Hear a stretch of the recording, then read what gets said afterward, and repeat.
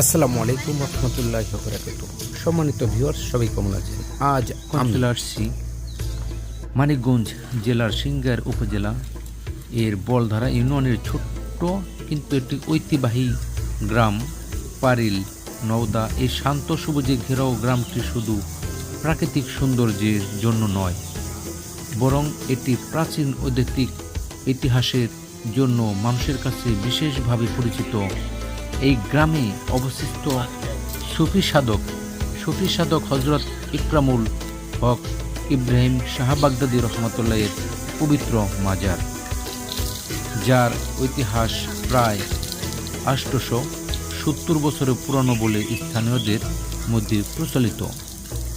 এই মাজারে আমাদের মানিকগঞ্জের অনন্ত মানুষ, মহিলা যারা এখানে মানত করে তারাই শুধু আসে। আজ কিন্তু এই মাজারটি আস্তে আস্তে অনেক উন্নতর দিকে চলে আসছে। আপনারা দেখুন, প্রত্যেকটা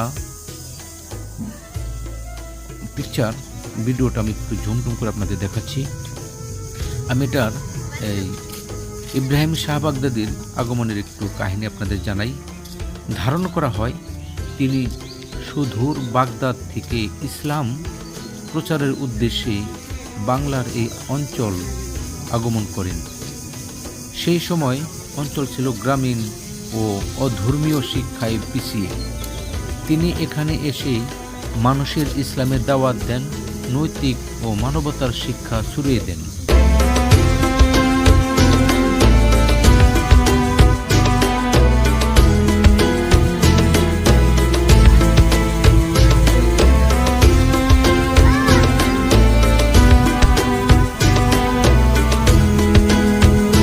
তার জীবন ছিল অত্যন্ত সাধনা ও ত্যাগী ভরা।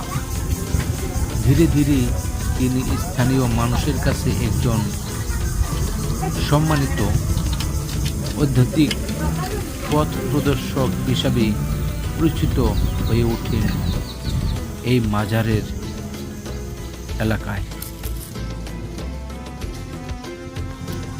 তার ইন্তেকালের পর পারিল গ্রামে তাকে দাফন করা হয়। পরবর্তীতে তাকে কবরের কেন্দ্র করে গড়ে ওঠে পারিল মাজার শরীফ, যা আজ স্থানীয়দের কাছে একটি পবিত্র ঐতিহাসিক স্থান। প্রতিদিনই অনেক মানুষ এখানে আসে দোয়া করতে, মানত করতে, মানসিক শান্তি খুঁজতে। এই মাজারের পাশ দিয়ে বয়ে গেছিল একটি নদী। অনেক আগে এই নদীতে প্রচুর পানি ছিল। সেখান থেকে শুনছি এই পাথরগুলো এই মাজারে চলে আসে, আর এই পাথরের উপর আজ মানতকারীরা দুধ এখানে ঢালে। প্রয়োগ করার পরে দেখা যাচ্ছে এখানে প্রচুর দুধ প্রয়োগ করে।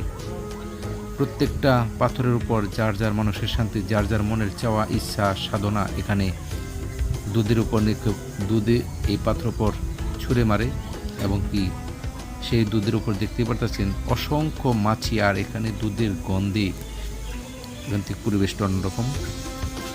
বিশেষ করে উরুস বা ধর্মীয় অনুষ্ঠানের সময় জায়গাটি আরও প্রাণবন্ত হয়ে ওঠে। প্রাকৃতিক পরিবেশ, পারিল গ্রামের সৌন্দর্য ওই মাজারে আরও আকর্ষণীয় করে তুলেছে। গ্রামের পাশ দিয়ে বয়ে গেছে যে খাল, সেখানে ছোট ছোট ডিঙ্গি নৌকা ছিল আগে। চারপাশে সবুজ গাছ, পাখির ডাক আর শান্ত পরিবেশ মিলে এই অপূর্ব দৃশ্য তৈরি করে।